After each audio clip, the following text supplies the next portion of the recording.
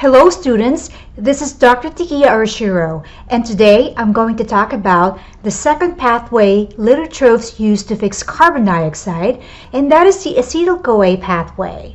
Recall that there are three categorized carbon fixation pathways used for autotrophic or lithotrophic growth: the Calvin cycle, the acetyl-CoA pathway, and the reductive tricarboxylic acid pathway.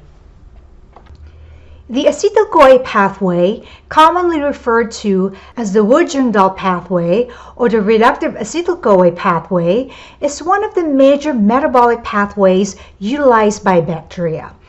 This specific pathway is characterized by the use of hydrogen as an electron donor and carbon dioxide as an electron acceptor to produce acetyl-CoA as the final product. Acetyl-CoA is a major component in numerous metabolic processes as it plays a key role in the citric acid cycle. The main function of acetyl-CoA in the citric acid cycle is to transport carbon atoms. Recall that the first step in the citric acid cycle requires acetyl-CoA to make the first precursor molecule, which is citrate. Now, the acetyl-CoA pathway is widespread among anaerobes and occurs in both the archaea and the bacteria. However, the archaea use different coenzymes to carry the carbon 1 units. Not only is the pathway used reductively for autotrophic growth, it also can be used for anaerobic oxidation of acetate to carbon dioxide by certain group 2 sulfate reducers. The acetyl-CoA pathway is used by anaerobic lithotrophic microorganisms. The pathway is found among methanogens, which produce methane, acetogens, which produce acetate, and most autotrophic sulfate-reducing bacteria, which produce sulfide. So let's review methanogenesis. Methanogenesis is a microbial process in which methane is produced as the end product. This process is carried out by a group of strictly anaerobic archaea called methanogens. So methanogens synthesize methane from carbon dioxide, and they use the acetyl-CoA pathway to fix carbon dioxide to methane. Since methanogenesis is an anaerobic pathway, the terminal electron acceptor in this process is not oxygen, but carbon dioxide. The vast majority of the known methanogens are classified as hydrogenotrophic because they use principally hydrogen gas as the electron donor to drive the reduction of the electron acceptor carbon dioxide to methane. Although many are facultative autotrophs, and these ones can either use carbon dioxide or organic carbon compounds with low molecular weight, such as acetate, formic acid, and alcohols. The two best described pathways in the synthesis of methane involve the use of either carbon dioxide and acetic acid as electron acceptors. So the methanogens utilize the acetyl-CoA pathway to synthesize methane from carbon dioxide. Acetogenesis, on the other hand, is a process through which acetate is produced from carbon dioxide by the reduction of organic acids. The different bacterial species capable of acetogenesis are collectively termed acetogens. So the reduction of carbon dioxide to acetate by anaerobic bacteria occurs in the acetyl-CoA pathway and requires electron donors such as hydrogen gas, carbon monoxide, or formate. So in the acetogenesis with carbon dioxide, the electron donor hydrogen gas is oxidized to water, and the electron acceptor carbon dioxide is reduced to acetate, which is the end product of acetogenesis.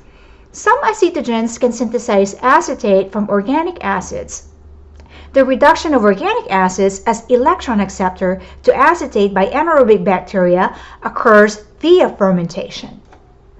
So let's talk about the key enzymes in the acetyl-CoA pathway. The key enzymes in the acetyl-CoA pathway are the enzyme carbon monoxide dehydrogenase and acetyl-CoA synthase. Carbon monoxide dehydrogenase contains the metals iron and nickel as cofactors. Now, a cofactor is a non-protein component of the enzyme, and it is usually a metallic ion that is required for an enzyme's activity as a catalyst.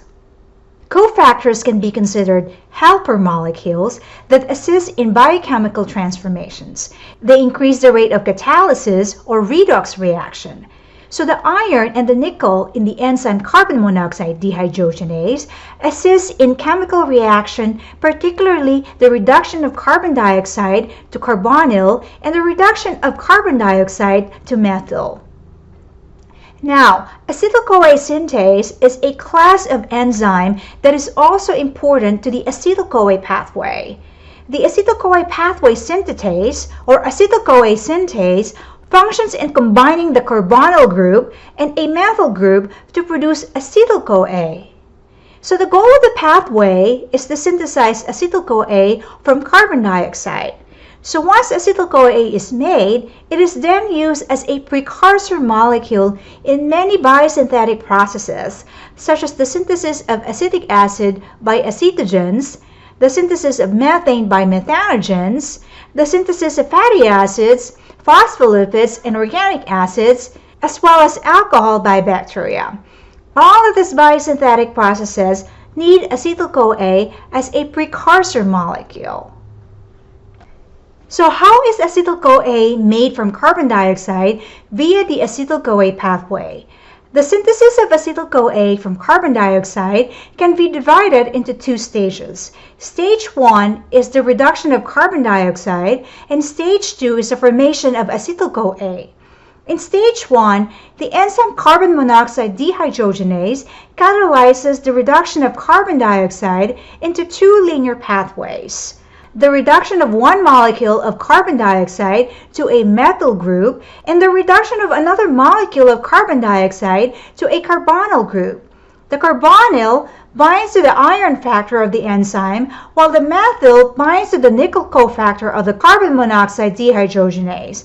In stage 2, the acetyl synthase combines the carbonyl group and the methyl group with a CoA to form acetyl-CoA. Now, the synthesis of acetyl-CoA is coupled to the generation of sodium motive force that drives ATP synthesis. So the acetyl-CoA pathway generates a sodium-ion potential across the cell membrane by the sodium motive ferredoxin NAD oxidoreductase. It combines the fixation of two molecules of carbon dioxide into one molecule of acetyl-CoA with the production of ATP via an energized cell membrane. Unlike the Calvin cycle and the citric acid cycle, the process is not cyclic, meaning it does not occur in closed curves. Methanogens are a group of microbes that utilize the acetyl-CoA pathway to produce methane. Most use hydrogen gas as an electron donor and carbon dioxide as an electron acceptor to generate methane as end product. So the electron donor hydrogen gas is oxidized to water, and the electron acceptor carbon dioxide is reduced to methane. Now, the reduction of carbon dioxide to methane consists of a series of 4 reduction steps mediated by enzymes. So in methanogenesis, carbon dioxide is first reduced to formyl, then to methylene, methyl, and then methane. Each of these reduction reactions involve an enzyme. So enzymes involved in methanogenesis possess unique coenzymes. Coenzymes are small molecules. They cannot by themselves catalyze a reaction, but they can help enzymes to do so. In technical terms, coenzymes are organic non-protein molecules that bind with a protein molecule called apoenzyme to form the active enzyme called holoenzyme. Coenzymes participate in catalysis but are not considered as substrates of the reaction. Now, the coenzymes of methanogens serve either as redox coenzymes or one-carbon carriers for methane production. Redox coenzymes are electron transfer coenzymes, while one-carbon carriers are carriers of one-carbon functional group. The one-carbon carriers in methanogenesis are the metafuran, methanocterin, and coenzyme M. The redox coenzymes are coenzyme F430, coenzyme 420, and coenzyme B. In the next slides, I'll be talking about each of these. First, I want to talk about methanofuran. Methanofuran is involved in the first step of methanogenesis. Methanofuran is a one-carbon carrier. It carries formyl, which is the end product of the first reduction reaction. Here's the chemical structure of methanofuran, and as you can see here, it contains 5-member furan ring, an amino group, and carboxylate anions. Methanopterin is another one-carbon carrier in methanogenesis. It resembles that of folic acid, and it functions as one carbon carrier between formyl and methyl reduction states. Coenzyme M is another one-carbon carrier. It is a coenzyme required for methyl transfer reactions in the metabolism of methanogens. It specifically serves as a methyl group carrier. Now let's talk about redox coenzymes. So these are coenzymes that are involved in redox reactions. The first redox coenzyme that I want to talk about is the coenzyme F430. Coenzyme F430 is a nickel-containing tetrapyrrole that is required by methyl coenzyme M reductase. So its chemical structure is very similar to cytochrome, but the cofactor is nickel instead of iron. It is a hydroforpinoid structure with centered nickel. The nickel center of coenzyme F430 is involved in the reduction of methyl to methane, and the key enzyme in this process is the enzyme methyl coenzyme M reductase. Coenzyme F420 is another redox coenzyme involved in methanogenesis. It is a flavin derivative and structurally resembling the common flavin mononucleotide coenzyme. Coenzyme F420 plays a role as an electron donor in a couple of carbon dioxide reduction. It is involved in the reduction of carbon dioxide to formyl and the reduction of methylene to methyl. Coenzyme B is another coenzyme required for redox reactions in methanogens. The molecule contains a thiol, which is its principal site of reaction. It reacts with coenzyme M to release methyl in methanogenesis. This process is catalyzed by the enzyme methyl coenzyme reductase, which contains the cofactor F430 as prosthetic group. So methanogenesis carried out by methanogens are strictly anaerobic archaea. They reduce carbon dioxide sequentially to methane. Once the methane is produced, it is excreted out of the cell. Now, methane is used by a group of organisms called methanotrophs. These are aerobic bacteria and archaea that use methane, which is a one-carbon compound or a C1 compound, as a carbon source and energy source. So some of the methane are used as nutrient source by these organisms to make biomass, and we call this assimilative metabolism, and some are oxidized back to carbon dioxide to produce energy in a form of ATP, and we call this oxidative metabolism. Methanotrophs are very important organisms in the carbon cycle in that they reduce the amount of methane by oxidizing it to carbon dioxide and hydrogen gas. Note that although carbon dioxide is also a greenhouse gas, methane is more potent than carbon dioxide. Methanotrophs utilize methane not only as a source of carbon, but also as a source of energy. So methanotrophs are chemoheterotrophs, and they are obligate aerobes, meaning that they require oxygen to grow. These microbes possess the enzyme methane monooxygenase, which is responsible for the first step of methanotrophy, which is a process that oxidizes methane to carbon dioxide. In this oxidation process, methane serves as a carbon source and electron donor, and oxygen serves as an electron acceptor. So the methane goes through a series of oxidation steps. First, methane is oxidized to formaldehyde by the enzyme methane monooxygenase. Then formaldehyde is oxidized to formic acid. Then formic acid is oxidized to carbon dioxide. This oxidation process leads to the release of energy in the form of ATP.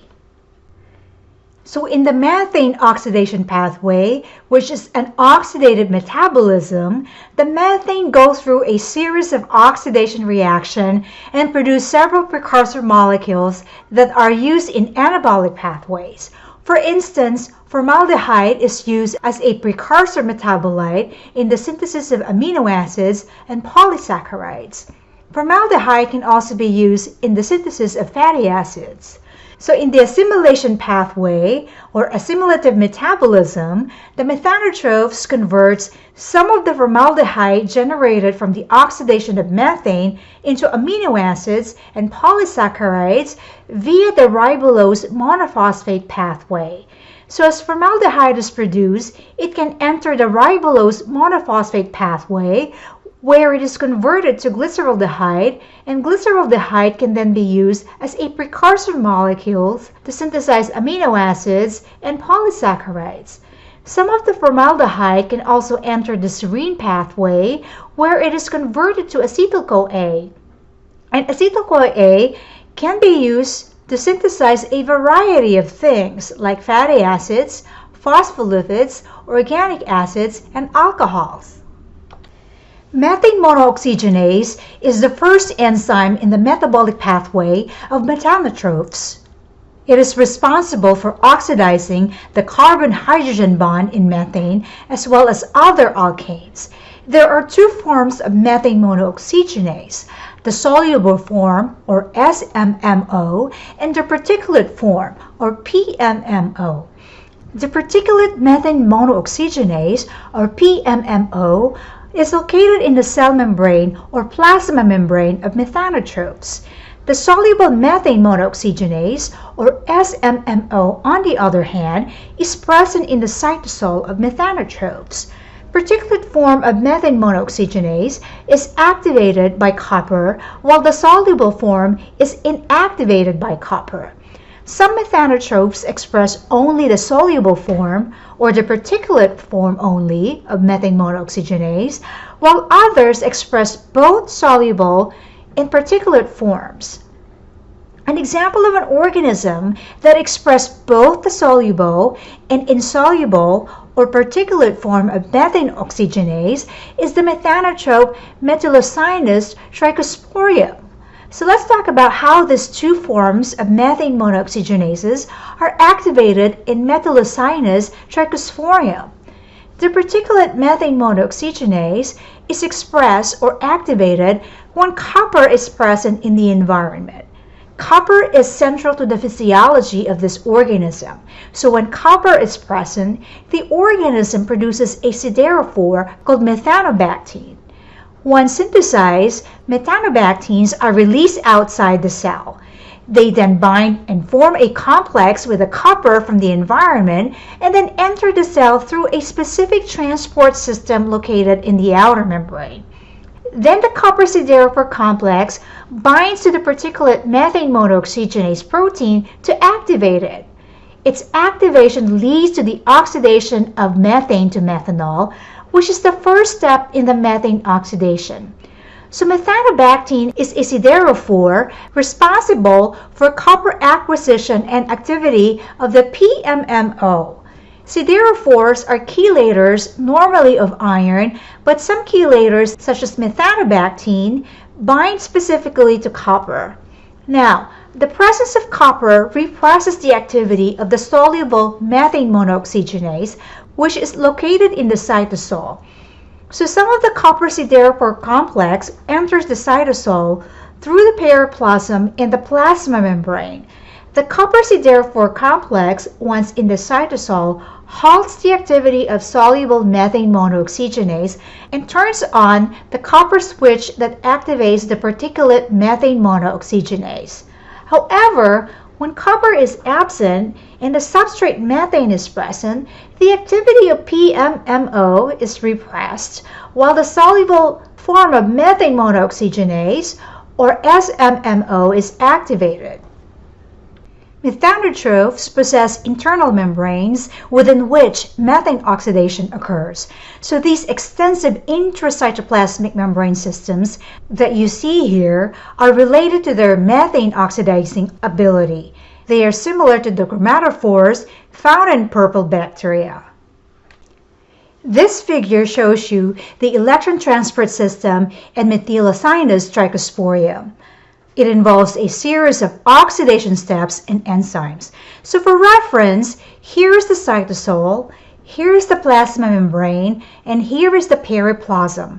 In the first step of methanotrophy by this organism, methane is oxidized to methanol either by particulate methane monooxygenase, which is located in the plasma membrane, or the soluble methane monooxygenase, which is located in the cytosol, depending on the availability of copper.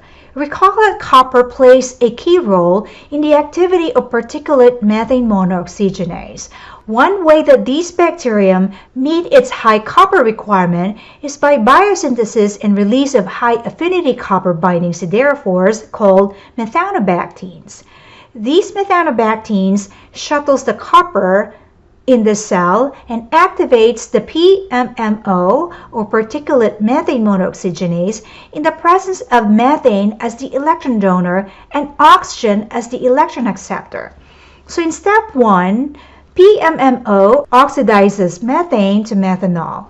In step 2, methanol is reduced to formaldehyde by the enzyme methanol dehydrogenase, or MDH. In step 3, formaldehyde enters the cytosol through the plasma membrane, where it is oxidized to formic acid by the enzyme formaldehyde dehydrogenase, or NFALDH. In step 4, formic acid is reduced to carbon dioxide by the enzyme formic acid dehydrogenase, or FDH. Now, when copper is absent, then the particulate methane monooxygenase is repressed. The soluble methane monooxygenase becomes activated and oxidizes methane to methanol. The process is similar to the oxidation of methane by particulate methane monooxygenase, except that the process occurs in the cytosol. So in methane oxidation, the electron donor methane is oxidized to carbon dioxide, while the electron acceptor oxygen is reduced to water. So that's the end of the second podcast on 1-carbon metabolism. Please stay tuned for the third podcast.